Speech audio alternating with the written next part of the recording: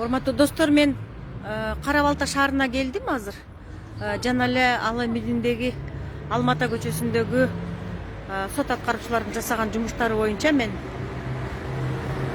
бир үйдүн проблемасын чагылдырып түз эфирде чыктым элем. Ошондо түз эфир бүткүчөңдү 5000 адам көрүптүр. Сиздерге чоң рахмат. Азыркы проблеманы дагы сиздер бөлүшүп таратып бергенге жардам кылсаңыздар. Себеби дегенде мага жөнөкөй эле жарандар ушул проблеманы айтып, түз эфирге чыгып, иштебеген чиновниктердин ысымын ачык атаганга аргасыз болгонун айтат дагы мени чакырат. Мына мен азыр Кара Балта шаарына келдим. Кара Балта шаарында канча калк жашайт, ким билет? Жазып койгулачы билгениңер болсо. Кара Балта шаарындагы экинчи ГСВ үй бүлөлүк дарыгерлер тобунун 2 жыл 19-жылдын жайында болгондо 2 жылдан бери иштебей атканын айтып мага чакырышты. Исманова дедиңизби атыңызды? Исманова Чынар эжеке мага 4 күндөн бери телефон чалат. 4 күндөн бери телефон чалат. Эже, мен түштүккө жөнөп кетип аттым. Ошондо Кара Балтага кире кетейин, барып кайра келиш жолу узак десем, садаган кетейин, кагылып кетейин, айланып кетейин, келбесең болбойт дегенинен азыр ушул Кара Балта шаарына келдик, жетип. Азыр эми саат 5 болду, караң киргенге чейин мен болгон проблеманы сиздерге жеткирип коеюн. Сиздер талкуу кылыңыздар, бөлүшүңүздөр, таратыңыздар, оюңуздарды жазыңыздар. Өзгөчө Кара Балта шаарынын тургундарын чакырып кетет элем. Кайдыгер болбоңуздар бул маселе боюнча. Чынар Исманованын эженин айтымында Кара Балта шаарында болгон 2 эле бейтапкана поликлиника бар экен. Ошол 2 эле поликлиниканын бирөөсү экинчи ГСВ, экинчи үй бүлөлүк дарыгерлер тобу 2019-жылдын жайында ремонт иштери болот деп жабылган экен. Ошо боюнча жабыктырат экен. Же ремонт иштери бүтпөйт экен, же акча бөлүнбөйт экен. Иши кылса кайда барсаң мамайдын көрү дегендей, бул жакта дагы чоң проблемалар көп. Анан Чынар Исманова эженин айтымында бардыгы биринчи поликлиникага кетип калдыңар, Ооба, почтовойдагы Красный поликлиника деп коебуз. Азыр эже. Почтовойдагы Красный поликлиникага дейт, ушу Кара Балта шаарынын бардыгынын жашоочулары ошол жака барабыз дейт. Барганда дейт, кезектин узундугун айтпа дейт. Пациенттер гана эмес, жана бейтаптар гана эмес, дарыгерлер өздөрү кабыл ала турган дарыгердин кабинети жок дейт. Эми азыр ушул проблеманы Чынар эженин өзүнөн угалы. Биринчи мына көрсөтүп кетейин сиздерди. Бул деген Кара Балта шаары. Кара Балта шаарында турамын. Чынар эже, сиз мага 4 күндөн бери чаласыз. Келдим, сизге жеттим. Айланайын, ушу убактыңды бөлүп келгениңе рахмат айнан. Ушу кыргыз калкым ушундай кемеңгер калк, уучубуз кур эмес экен. Ушу сага окшогон айланайын, антынай. Анан жана Бакайга окшогон эл үчүн күйгөн балдарыбыз бар экен. Ушундай өйдө жактагы чиновниктерге үнүбүздүн жетпегенинен, аларга кирип кабылдамасына кирип ой пикирибизди айта албаганыбыздан анан силерге телефонуңарды издеп, силерди ызылдап, силерге даттанабыз да баягы энесине арызданган баладай болуп. Мына Кара Балта шаары өтө чоң шаар, калк тыгыз жайгашкан. Эми мына коронавирус, могу бир аты жаман оорудан элдин баары үркүп коркуп турган убак. Мен ушул ГСВнын номер 2-нин маселеси боюнча поликлиниканын директору деп коет экен. Мурда мен заведующий деп билчелем. Ал айым менен дагы сүйлөштүм, маселени койдум. Не деген маселе койдуңуз? Мен ушундай маселе койдум. Эмне үчүн мондай шартта биздин врачтарыбыз, медсестраларыбыз ушундай ыңгайсыз шартта иштеп атат? Биринчиден, эмне үчүн мына шаардын тургундарынын мондай пациенттердин саламатчылыгын жөнүндө камкордук көргөнүңөр ушубу? Каяктагы социалдык аралык мына коридордо топтошкон больнойлорду кара, жашы дебей бала менен азыр жана группа семейных врачей деп баарын аралаштырып таштабадыбы? Баланы дагы, чоңду дагы, карыны дагы бир эле врач карайт. Өтө ыңгайсыз кылып коюшту. Бул өтө ыңгайсыз. Суроо берсеңиз эмне дейт? Суроо бердим десем, акча каражат жетпей, ушундай ремонт токтоп калды. Мен тиешелүү жактарга кайрылып атам деди. Эже, иликтеп көрдүңүзбү? Акча каражатын кимге бермекчи экен, ким курмакчы экен, ким ремонт бүтүрмөкчү экен? Мен ушул вопросту койдум. Айланайын, акча каражат эмнеге жетпей калат? Прежде чем ремонтту башташтан мурун смета түзүлүп, сметада каралган акча каражаттын табылып аныктап анан ошо сметада ремонтко бөлүнгөн сметалык каражаттын гана өлчөмүндө кылбайт белеңер ремонтту туура айтасыз. дедим. Анан ак процентовканы түзүшүңөр керек эле. Эмне дейт Анан эже? десем ушундай болуп калды, текущий ремонт деп баштаганбыз, анан чоң ремонтко айланып кетти. Андай болбойт да дедим. Андай эч убакта болбойт. Төшөгүңө карап бутуңду сунасың да кагылайт. Эми акча каражатты ким бөлүш керек? Кайсыл эмеден бөлүнүш керек? Гор кеңештин эмесинен эсебинен бөлүнүш керекпи, же могу больницанын эсебинен бөлүнүш керекпи? Айтчы, мен ошол жакка кирейин деп. Десем ушу гор кеңеш. Ну хорошо дедим, гор кеңеш. Кара Балта шаары чоң шаар. Городской бюджет Кудайга шүгүр. Эмне үчүн ушу тырмактай?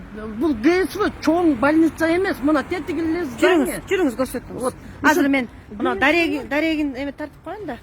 Мынакей Кыргыз Республикасынын Саламаттык сактоо министрлиги Чүй облусу Жайыл аймактык ооруканасы Кара Балта шаары деп турат. Бул жерде болсо дар базасы бар.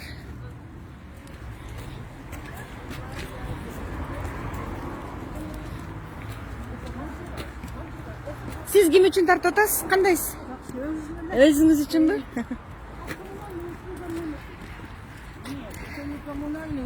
Чынар эже, ушул ГСВ экинчи ГСВнын аймагы полный ушулбу? Жок, мына бул терапевтический бул иштеп атабы? иштейт, бул стационар иштейт. Иштеп атат, э? Бул терапевт врачтардан эч бир Бул имарат. Бул имарат терапевтическое отделение. Мына эки, по-моему, медучилище болуп калды бул. Иштеп атабы экен? Вот это вот медучилище, а вот это приемная у них. Но они сейчас закрылись на ремонт, перенесли туда верхний. Здесь хоть люди приходили, мы здесь хоть проходили, вот здесь у них.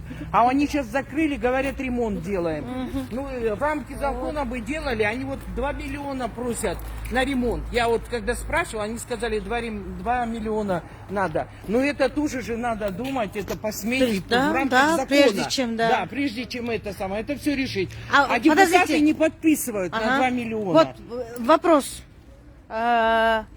Вы в этот ГСВ ходили, а он требовал ремонт? Здание требовало ремонта? Вообще ремонт требовался. Требовался ремонт. Потому что у них там зайдешь, у них обработочных вот этих нету. Все у них по старинке идет. Новых оборудований у них нету. Ничего нового нету. У нас сейчас медицина какая развитая. Все есть, но у нас этого нету. Смотрите, Где сколько какое зданий, здание? они все закрыты. Вот это. Они все нас туда гонят. 3 дня операция, 3 дня прошла, выписывают. Мест нету, нас всех туда гонят. Зачем нам Скажите, самые пожалуйста, больные взрослые? население города сколько, не знаете? Население города у нас, Вот статистику я не знаю. я знала, Ага. 500 тысяч, сколько? 700 тысяч? Ну, не миллион? Точно, да? Нет. Да, Около можете миллиона. сказать? Мне Около? кажется, даже уже больше миллиона. Ушел здание, ушел аптека. Здание өзү негизи требовался ремонт. Ремонт требовался. Они делают ремонт. Советтер Союзунан бери бир краска же болбосо побелка көргөн здание эмес болчу. Эми жанагы директор поликлиники ушу оңдойун аракет кылып ушу бир ремонт кылып коеюн деп баштаган экен бечара тиги.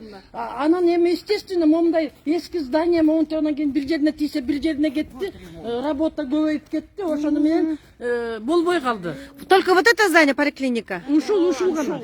Только вот это здание, двухэтажное. Да. Остальное не относится. Медучилище, башка эмелер булар. У нас был флюорографик кабинет был. Мы сейчас все там толпимся. Я вот пошла сама туда, я целый день с утра до обеда простояла, я не могла пройти. У нас там вот был здание флюорографии, они закрыли его, потому что он требовался ремонту. Потому что мы заходишь уже там. Ну там тоже ремонт идет? Там нету, закрыли и все. Замуровали. Замуровали, закрыли. Вот сколько зданий у нас здесь, которые можно открыть. Все вот эти сел приезжают, все мы туда едем. Вот это нижняя зона, все. Мы как вот здесь вот как не люди живем. Потому что за переездом там уже можно. Для них привилегии есть все. А у нас здесь ничего нету. Так, давайте сначала, с самого начала. Поликлинике требовался ремонт. Они начали ремонт. Когда вы пришли, сказали, почему не заканчиваете ремонт, мы хотим здесь, у себя, обслуживаться у вас. Что они сказали? Почему ремонт не заканчивается? Ремонт не заканчивается из-за нехватки средств, денежных средств. Так. Действительно. А средства выделяют депутаты. Средства выделяли депутаты. Но Нет, не сейчас выделяли, это- они хотели, ну как бы они на бумагах выделяют. На бумагах Да. выделяли, Мгм. да, потому что они смету такую сделали, начали ремонт делать, Ага. потом уже же вот смета, уже им нехватка денег. И они вот закрыли, и пока ремонт не продолжают делать. Потому что смету они другую предоставили, а деньги уходят на это. Вообще они смету попросили 2 миллиона. В смысле, А депутаты- поликлиника попросила 2 миллиона, Ну, на а ремонт депутаты... вот это. А депутаты не подписывают. Все говорят в рамке законов. Надо все посмотреть, комиссионно все. Просто так же не могут деньги Хорошо. дать. Для этого комиссия должна организовать. Правильно. Все. И депутаты этого не подписывают. Понятно. А она просит. А теперь внутри работали, сколько врачей работало и где они сейчас? Они В той перешли поликлинике туда. все полностью. Туда полностью они перешли туда. И сколько уже там? С, наверное, с с лета? 19 года. С лета? С С лета? 19-го, с лета 20-го года. Да, с лета 20-го года там. да. Сперва, когда ремонт Где-то- начинался, где-то июнь немножко или июль, принимали. вот так. Ну а потом дискомфорт больных как в здании. Жинареде 2019 жайында ремонт башталды дедіңіз ғой. Башталган, частично башталган. А. Но в то же время в кабинетах врачи принимали. Но когда уже ремонт превратился на глобальный ремонт, Да. им пришлось туда переселиться, понимаете? Сейчас эпидемия такая Да. идет, да, и мы все там толпимся. Да. Пандемия вот эта, мы все толпимся. Там и здоровые это. 3 дня пролежали там, мест нету, выписывают после операции. До врачей не достучишься, не дойдешь, потому что очень очередь, потому что с сел едут. Джаильский район очень большой. Большой, да. С сел едут, везде едут. А где Мы уже директор не сама можем. сидит? Не знаем, где она сидит. А директор Поликлиники. верхний, Там верхней сидит. Да, там поликлиники. сидит вот она. Там Верхней поликлиники, там почтовом. Так, а есть же у вас председатель Кенеша? Вы к ним обращались хотя бы бумажно?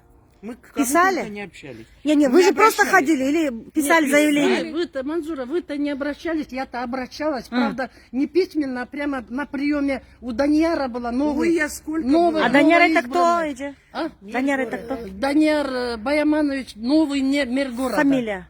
Э, Не Шабданов? Нет, у Шабданова Шабданова мы сняли. были. А второй мэр, значит, тоже Даняр. Тоже Данияр. Да, Данияр, Как же да. его фамилия сегодня Я с ним лично беседовала, он мне объяснил. А мэр когда пришел? Мэром? Вот этот самый. В Осенью, ноябре. по-моему, в ноябре, да, в ноябре. Ну, посадили. после октября Да, пришло, значит, после после. октября, да. Мэр мне объяснил так. Вот у нас, говорит, средства есть, которые вот предназначены на ремонтные работы, но кое-какие юридические документации обязана дирекция вот поликлиники предоставить, что она не может.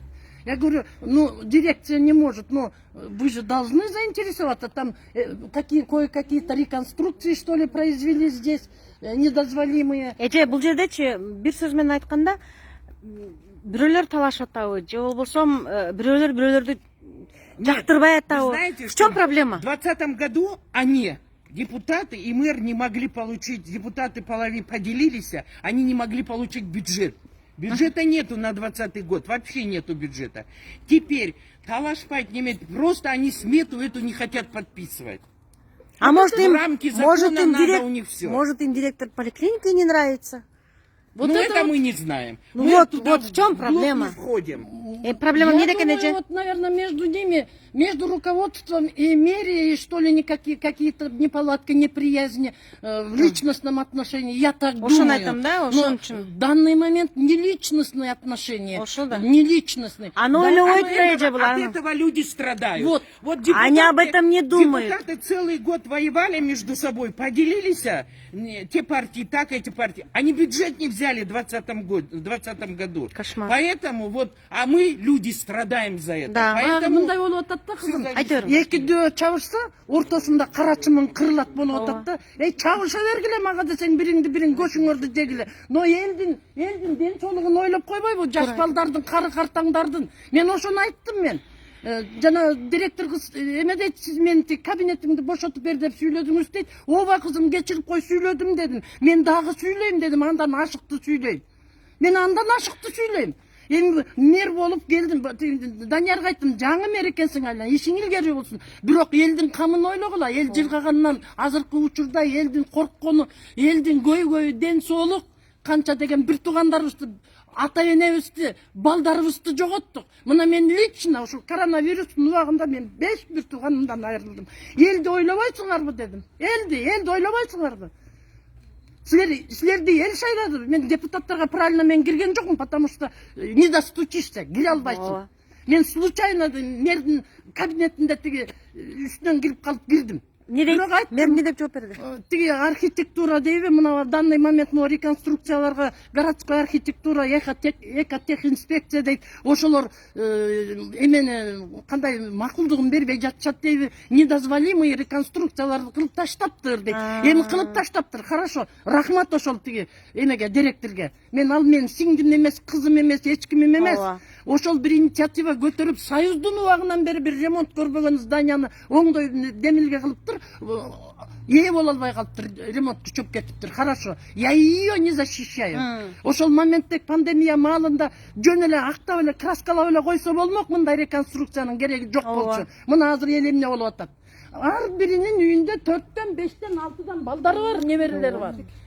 Мен өзүмдүн көзүмчө врач Дуңганов деген жигит экен, мен анын эмесине да приемуна да кирбейм, мен немем катышпайт. Ушу пациенттерин детсадтын балдарындай жетелеп алып кабинет издеп жүрөт. Кайсыл бурчка отуруп мен прием кылайын деп. Анан мен жиним келип жанагы Инстаграмга айтканмын. Эмне экөөң заведующий менен заместителиң экөөң эки килейген кабинетте элеп отурасыңар. Врачтарга условия түзүп бербейсиңерби? Ал деген ошол поликлиниканын директору менен орун басары да. Да, ошол. Не дейт эже? Мен жана эмедеги сүйлөгөнүм боюнча мага капа болуп атпайбы? Ушинтип сүйлөдүңүз. Ооба дедим, айланайын кызым, сүйлөдүм дедим, дагы андан ашыкты сүйлөйм. Силер тиги мэрия менен депутаттар менен келише албай калсаңар эмне, эл дүнөлүбү? Элдин шартын түзүп бергиле, өзүбүздүн ГС номер 2 ишке киргизип бергиле. Биз тынчыраак барып эме бололу, прием бололу. Просто азыр сиздердин эмеңер графигиңер ушундай болуп калды да. Иш маалында келгенде мен ушунчалык бакылдатпай эле өзүңөр көрүп, өзүңөр вывод чыгармаксыңар. 5:30 болду, эч ким жокпу? Нет, у них сессия сегодня в 3 часа. Не, в поликлинике. А, в поликлинике есть, наверное, да? А, нет, закрылась. Красная света, уже закроется. 5:30. В больнице можно. Ну, в больницу зачем? Нам Да, поликлинику надо. Вот ушундай жагдай. Азыр ошол тиги поликлиникада кырдаал ошондой, коридордо кабинет таппай, врачтар. Мына балдарын алып барып жүргөн энелер, чоң энелер айтсын. Ооруп бара турган болсок, вообще бир күндө очередь тийбейт, чындап элечи. Полный жазып берет бизге, кровь тапшырабыз, анан мача ушуларга вообще очередь эртеси күнү барат, эртеси күндө ошол талпа да. Ушинтип балдарыбызга диагноз кое албай, очередтен кыйналып, баягы частныйларга көрүнөбүз акчабызды кетирипчи. Еще бияктан жол кирейин айтпаңыз, барып келип каттапчы. Көп балаларга действительно кыйын болуп калат. Частный поликлиника барбы Карабалтада? Частный бар, ошол жанында кичине эле ачылган, Ну там вот так вот тоже, я была там, ну там дорого. Там вот прием 400 сомов. 400 сомов прием. Захожу вот я, да, к врачу пошла, чтобы кардиограмму сердца, 200 сомов. Это 600 сомов я вышла за час. И еще лекарства такие пишут. И еще у них как? Вот наши больницы работают, идешь туда. Кровь надо только в Банецком сдавать. Почему мы не можем своей этой сдать? Или, например, здесь сдавали, там раньше. На сахар сдаешь 25 сомов. А здесь, если на Банецкого сдаешь, это бешеные деньги. Поэтому не каждый может. Тут болеешь, лекарства берешь. Еще заставляют Банецкого вот эти пооткрывали. И выйти. Мне кажется, Банецкий саламаттык сактоо министрлигиндеги бир чиновниктин наверное. Лабораториясы. Потому что нас врачи отправляют только в Банецкого. Принесите нам результаты крови, всего результаты, например, там идешь на сахар. Только от Банецкого. Только от Банецкого. А там за 25 можно. Ну там зато очередь. Там один кабинет, там очередь. Там тоже невозможно стоять. Пенсионеры не пойдут же в Банецкого. Не пойдут 2000 пенсия. Которые многодетные родители, они тоже не могут пойти в Банецко сдать. Поэтому только я не знаю, как можно работать. Особенно у нас медицина должна работать, потому что люди сейчас болеют, пандемия. Да. А у нас нет. Акчабердин зашел, Акчабербесен не зашел. Такое, когда прекратится вообще? Все люди. Чынареже, бул сиздердин иштебеген ремонтто деген поликлиниканын жетекчисинин аты фамилиясы ким? Вот, кызым, сейчас я вас спрошу. Назовите имена всех тех, которые виноваты в вашей ситуации. В ситуации, в этой тяжелой ситуации. Эти депутаты, мэр, Все депутаты виноваты. Все депутаты. еще дагы эме жанагы кеңештин Еще төрагасы, вот этот Шабданов был, он тоже виноват. кеңештин төрагасы назовите. Алло. Потому что все депутаты не могут. А как ее фамилия? Сүйлөсүздөрбү, айтыңыздар. Проблема болсончо. Проблема деле жок. Тетиги мол баары эле чогуу бирдей эле салынган. Эмнеге тиги жашынакай турат? Эмнеге мону дейт ушундай болуп калды эми. Бир эле жылда салынган Бир эле дейсизби? жылда салынган. Бул даже кийинирээк салынган, нормаль эле. Могулар эски. Булар деле жашынакай бойдон турат. Имашева. А имя? А это женщина? Да, женщина. Имашева. Да. Ага. А имя я не знаю. Имя не- Экинчи ГСВнын жетекчиси Имашева, Имашева. Ана кайсы депутаттарга кирдиңиз? Мен депутаттарга кире алган жокмун кызым. Мен мэрге кирдим. А, мэр. Данияр Баяманович деген жаш жигит. Жаңы мэр экен. Жаңы мэр. Депутаттарды тааныйсыздарбы? Тааныбайсыздарбы? Кого? Жок, шайлоо болгондо келет да силергечи. Мени шайлагыла дейт да. Городской советке горкеңешке депутатты шайлаш үчүн мына квартальный Манзура соседка канча жолу кворум эмес шайланбай, канча жолу распускать этип, бюджеттин акчасын канча жолу 4 раза мы выбирали наших местных депутатов. Да, я помню. Не могли выбрать. Меня хотели позвать. Да, не могли выбрать, потому что у них это. Ну, потом уже на 4-й созыв, уже когда на 4-й выборы были, тогда уже еле-еле депутаты. Ну, такие депутаты у нас в Джарийском районе, это первые такие депутаты, которые не работали. Для людей не работали, хотя все обещают. Я просто хочу сказать то, что вот эти депутаты для нас не работали. Наш мэр тоже не работал, Шабданов Данияр. Сколько Я его раз к нему прекрасно знаю, ходила, да, не сколько. работал. Ну, к этому новому зашли. Он еще не знает вот это. Он всего 2 месяца, и он еще молодой. Мы к нему претензий не можем иметь, потому что он только все смотрит. Но мне понравилось, что он созвал, РОВД созвал, налоговый, всех собрал. Новый, который мэр. Новый. И сказал, вот так будете делать. Что-то движется у нас. Ну, дай бог, чтобы он и сюда дошел, и посмотрел все это. Поэтому я не знаю. Ну, я думаю, что должно быть к лучшему. Молодой, ну, такого сказать, что рвения Местный пока он? нету. Он местный. Он не местный, он с этого. Местный. Ну, с Акбашата он сам, это, да, местный, Карабалтинский. Самое главное, что меня возмущает, да, как депутаттыкка шайланыш үчүн бюджеттин акчасын табышат, 4 жолу шайлоо жүргүзүп 4 жолу Ошону айтып атам да. состояться этпей калды. Анан кийин мына ГСП бир болгону бир жарабаган эле акча кетет ушуга. Жок, мен ойлогом да чоң болсо деп. Кичинекей эле поликлиника А турбайбы? вовнутрь зайдите, он маленький. Это Ошону он айтып атпайбы? хочет, а так он маленький. Болгону 2 кабат экен. Үстүндө бир 6-7 кабинет, астында 6-7 кабинет. Когда переносили туда, на верхнюю зону больницу, мы все ходили, я собирала людей, мы ходили туда. Они сказали, что эти здания не рабочие, негодные. Почему негодные? Годные. Бул жерди ремонт кылып эле аттык, мына айнектерди койду. Коюп эле келип атканда. Ооба, пластикалык айнектер турат. Анан биз жылып иштеп эле атканда, биз бияка көрүнүп, тияка көрүнүп атканбыз. Анан бири Бар нерсени жок кылыш оңой. Жаап салды. Жоктон бар кылыш кыйын. Тур айтасыз. Анда мен тиги Кудайга шүгүр мен 41 жыл Ош областында иштеп келгем. Кудайга шүгүр тиги Анжан областы, Ферген областында Кудайга шүгүр менин кызматташтарым бар. Дагы мен Өзбекстанга кайрылайын, айланайын, өзбек тагаларым кегиле менге 10 вагон алып кеп менге поликлиника куруп бергиле дешим керекпи? Качан биздин чоңдор намысына келет? Турган капитальный стена, мына капитальный бышкан кирпич, Союздун кирпичи. Ооба. Муну танк менен түртсөң да жыгылбайт. Ошону жакшылап оңдоп коюшубуз Бар керек эле нерсени да. жок кылып коюп элди кууратып. Сделать, чтобы у них это... койгон, бронирован. Мындан жаман эшик эле. Заман ешек, да. Келип атып эле, жабылды. Непонятно. Бизге мондай бронированный пластиковый терезенин деле кереги жок болчу кызым. Бизге ичиндеги санитарный состоянияны гана минимальный гана бир косметический ремонт кылып эле койсо болмок. Биз тиги элита эмеспиз, тиги ак үйдөн эмесинде отурган элита эмеспиз. Биз карапайым калкпыз.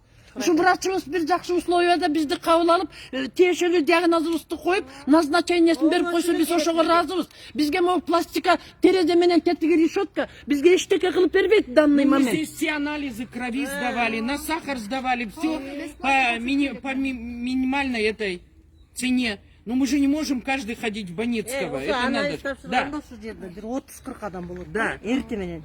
Азыр ошонун баары тияка барып атабыз. А тияк жакта 30-40 андан да көп. Жетишпейсиң. Эже, Чынар эже, сиз бир аз күтүп турсаңыз, мен эртең менен келип тиги поликлиникага барып, ошол жердеги кызы чууну, адамды, кезекти көрсөтөт элем да. Анан эже болсо жок келесиң деди, анан кийин бүгүн түштөн кийин болсо дагы келдим. Мени Азыр мына күйдүргөн, 5 жарым болуп мени калды. күйдүргөн ушул кайдыгерлик деп эле эсептейм. Бирок биз силердин, менин дагы мына түз эфирди көрүп атат, азыр мына 200ге жакын адам көрүп атат. Мен сизге мени көрүп аткан түз эфирдеги Кыргызстандын жарандары, биздин мигранттар көрүп атат. Ошолордун баары сиздердин сөзүңүздөргө ишенебиз. Мына ремонттун болбой жатканын көрдүк.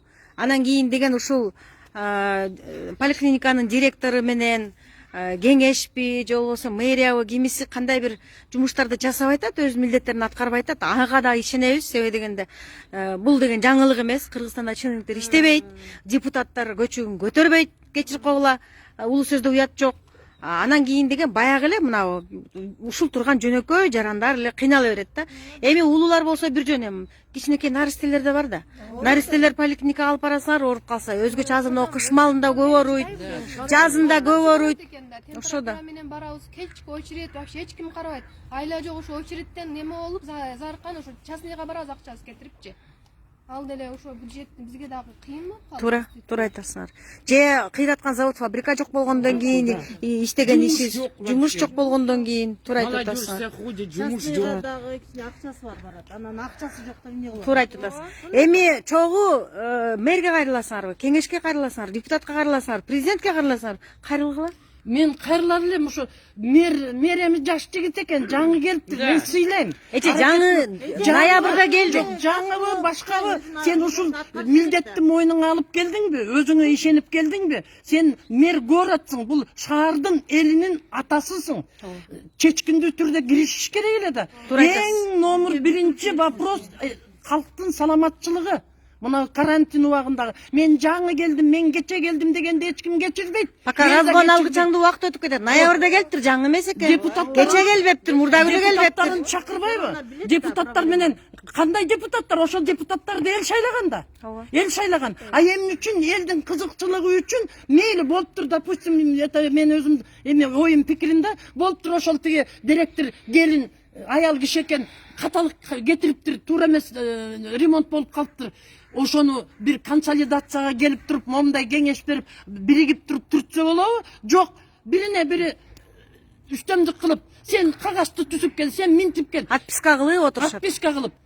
Ал деген болбойт. Мен кайрылат элем. Мэр жаңы келдим дебегин. Жаңы келсең дагы депутаттар, горсоветтин депутаттары кыймылдагыла. Анан урматтуу Садыр Нуркожоевич, айланайын. Мен Минздравга да бардым. Урматтуу жаңы келген министр, денсаулык Минздрав. Иштегиле, көңүл бөлгүлө. Кара Балтанын эли өгөй катындан туулган эмес. Биз дагы толук кандуу Кыргыздын жараныбыз. Туура айтасыз. Биз ээрчинде келген балдар эмеспиз. Биз дагы ушул мамлекеттин бир кызыкчылыгына иштеп, ушул экономикага салымыбызды кошолу деп жүргөн калкпыз. Биз Кытайдан келген жокпуз, Америкадан келген жокпуз, момунтип забарт түртүп кое тургандай. Урматтуу Садыр Нуркожоевич, сыйбык айланайын. Моореки Кара Балта шаарынын бюджетин, шаардын бюджетин контролго алыңыздар.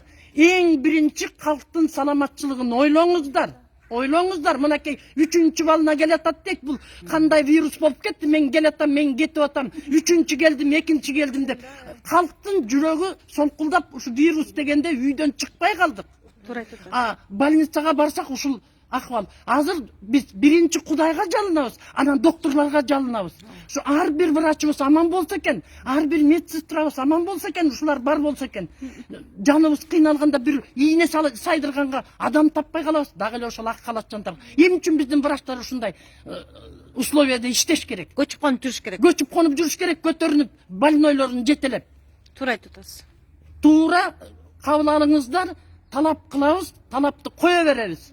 Эми өзүбүздүн Кыргызстандын жетекчилери турса, жогорку кеңеш турса, кеңеш турса, президентибиз турса, премьерлерибиз, мэрибиз турса, эми биз эмне оонго кайрылабызбы? Эми ошол эле калды бизге. Оңолобуз деп көтөрүлүш кылсак деңиз. Оңолобуз деп көтөрүлүш кылсак, кайта оңкобуздан кетип баратабыз да. Туура айтып атасыз. Туура айтып атасыз. Ошол мен өтүнөм. Мен бул маселени ордуна койбойм. Барган жердин баарына бара берем. Элдин кыйналганын мен өз көзүм менен көрдүм. Врачтардын кыйналганын мен өз көзүм менен көрдүм. Ал байкуш врачтын 2 сааттык убактысы бар прием кыла турган. Ошо мен көз алдымда бир жарым сааттан ашык кабинет издеп жүрдү. Анан мен айттым тиги эмеге, директоруне, ай, могу врачтын атын мен атап атам дедим. Анан эртеңки күнү ошол врачты ковёрго чакырып алып такалабагыла дедим. Ал мага бирөөс кайрылган жок. Мен фамилиясын ушу тиги оорулуулардан сурадым, могу врачтын фамилиясы ким деп. Анан аркасынан изгой кылып жүрбөгүлө дедим. Изгой кылбагыла. Темселеп кабинет издеп жүргөнүн өз көзүм менен көрүп атам. Өз көзүм менен көрүп анан ошол жерден атырылып чыктым да ошол эле күнү тиги YouTube'га киргиздим, Facebook'ка киргиздим, сүйлөгөнүм жүрөт. Туура айтасыз. Эже, сиз туура айтасыз. Мен түз эфирде жыйынтыктап кое берейинби? Жыйынтыктап кое берсе да болойт. Чоң рахмат, чакырганыңарга рахмат. Мынакей достор, азыр мен ушул Кара Балта шаарындагы номер 2 үй-бүлөлүк дарыгерлер тобунун имаратынын кебетесин карагыла. Ремонт деп жабылган экен. Ушул ремонт деп жабылган үчүн биз болгону Кара Балта шаарында 2 эле бейтапкана бар дейт, поликлиника. Ошонун бирөөсү ремонтко деп жабылганы менен бир поликлиникада дейт шаардын бардыгы барып, жаш бала болобу, чоң киши болобу, тыгылып 1-2-3 күн болсо дагы кезек жетпей, ушунчалык кыйналып атабыз деп мага телефон чалып чакырышты эле. Мен азыр ошо атайын Кара Балта шаарына келдим. Кара Балта шаарынын мэри мурда Данияр Шабданов деген болчу, анын үстүнөн көп арыздар түшчү. Бир Данияр кетсе, экинчи Данияр келиптир. Эми экинчи Данияр жакшы кызмат кылат деп үмүт этейин. Булар дагы былтыры 20-жылы ноябрда келди дейт, ошол жаңы мэр Данияр деген. Жаңы мэрдин ишмердигине дагы көз салып жүргүлө, Манзура апа. Эми жаңы мэрдин ишин карап тургула, чекчейип контроль кылып тургула, көзөмөлгө салып тургула. Сегодня только была там. Вот. Сегодня только была. Барып жанагы эме Манзура апа неме деген бар да. Бала ыйлабаса эмчек кайда деп коет. Да. Силер барып туруп талап кылсаңар, анан кийин ошончонан иштетпесек, чиновниктер иштебейт да. Эми айла жок, ошол баягы бала ыйлабаса эмчек кайда деп барып, ушинтип өздөрүнүн убактысын коротуп, нервтерин коротуп, ден соолуктарын коротуп барып, ушинтип гана иштетпесек, биздин Кыргызстандын чиновниктери жөн кыймылдабай калды да. Болбосо ушул кабинеттен чыкпай, креслосунан турбай отура беришет да.